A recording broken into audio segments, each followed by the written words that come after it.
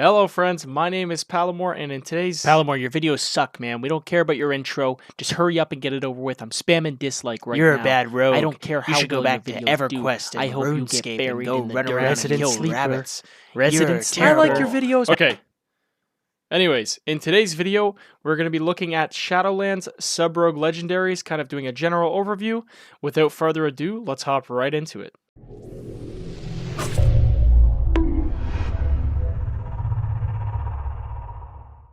Alright guys, welcome back to another video. So today, as I mentioned, we're going to be looking at the sub-rogue legendaries here in Shadowlands. We're going to do kind of a general overview, and I want to quickly put out a mini disclaimer.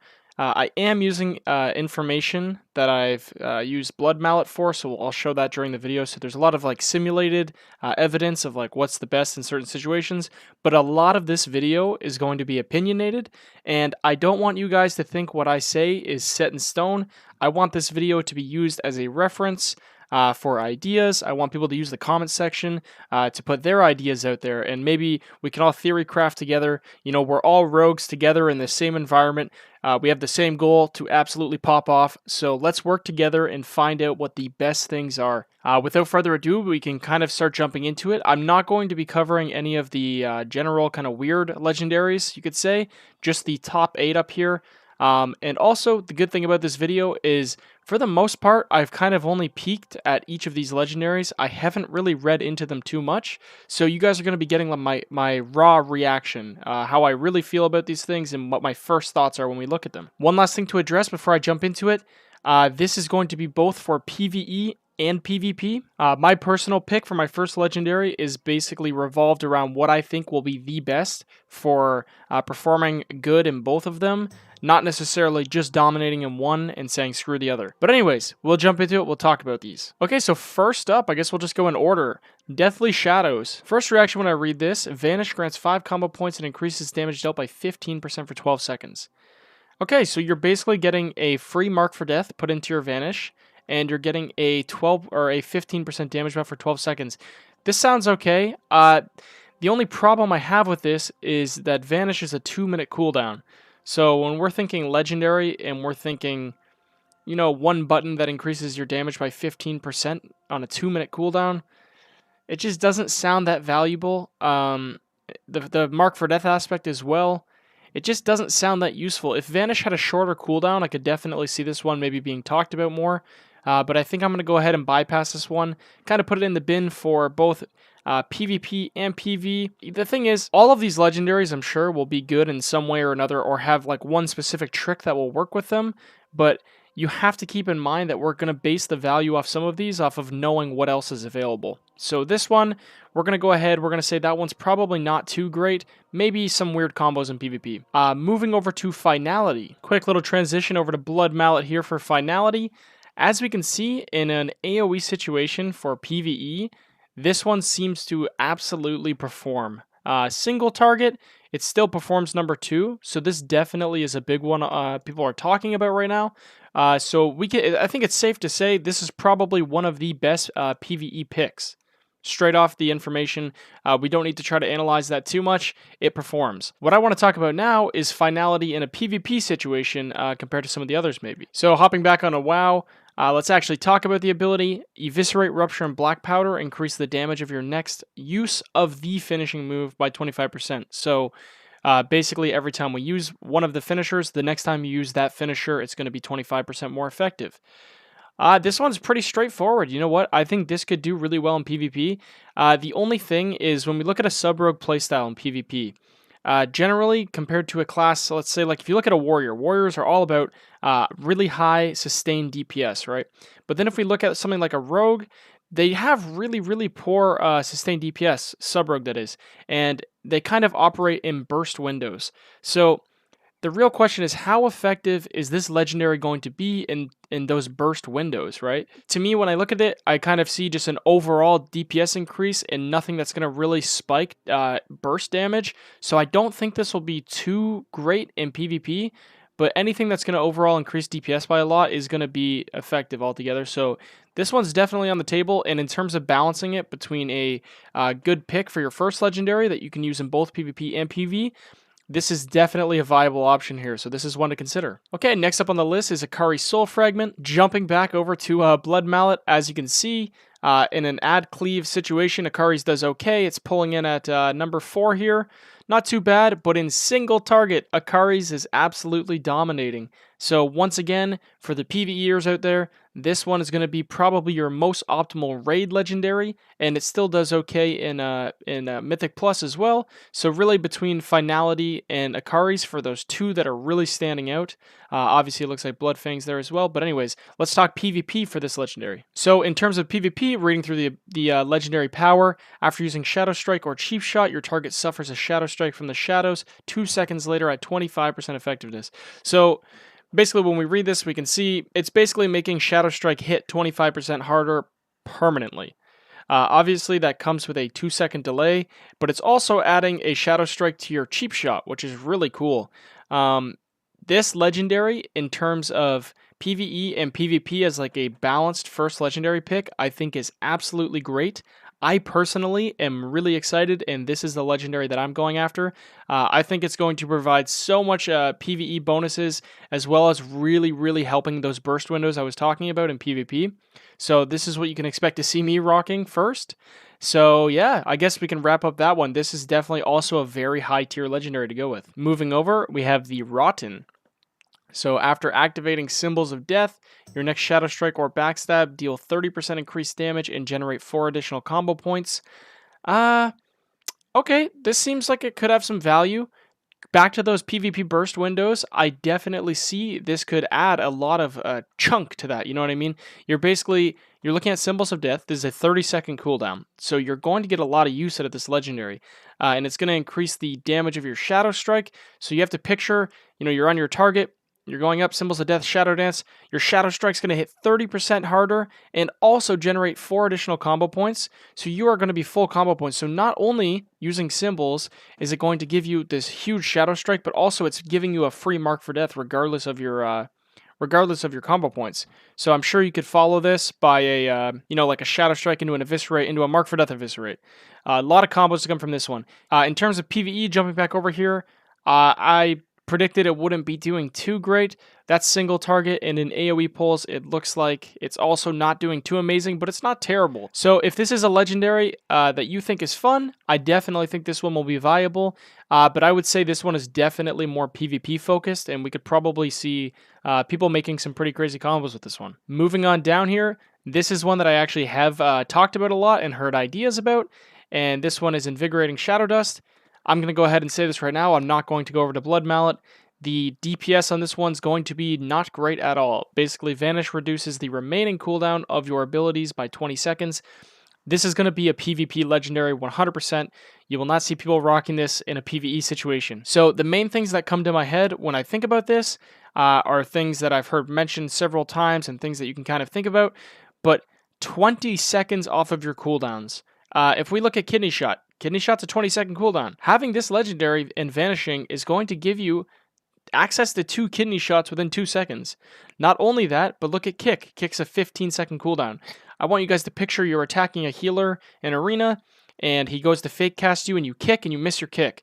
That's okay, rock this legendary, and you can Vanish Kick and catch him off guard and lock him out for the win. Not only with the shorter cooldowns, but also something I want to talk about is Blind, synergizing with this legendary. As a high-rated arena player, I can tell you that Blind is a very talked-about spell in the PvP community, and for the most part, healers like to trinket Blind. This seems to be the one spell that people get the most punished for not trinketing out of. If a healer sits a full blind, a rogue can Vanish or Shadow Dance and get a sap out of that. The sap can lead into 2 more saps even, or chain off into anything else like a stun, into some other type of disorient. So almost every single time in high-rated PvP, healers are trinketing Blind. So the reason why I say it's synergizing so well is because this legendary is going to throw that timer off by 20 seconds. Blind's a 2-minute cooldown, and Trinket is a 2-minute cooldown. If healers are trinketing Blind and you Vanish within this window, you are going to have Blind up again to be able to close out a game before a healer has Trinket up again. All in all, really, really safe to say that I can guarantee you there's going to be a lot of high-rated PvPers messing around with this one. But once again, before we move on, this is not going to be a great PvE pick. Sliding over to the right here, looking at Essence of the Bloodfang. This is one of those ones I have not read too much into, but I did briefly check it out. It's actually cool because it's Essence of the Bloodfang, and the actual Bloodfang armor set does something similar to this, so that's cool, Blizzard. Good job. But basically, your combo point generating abilities have a chance to infect the target with Bloodfang, causing a dot and healing you for a percentage of the dot damage.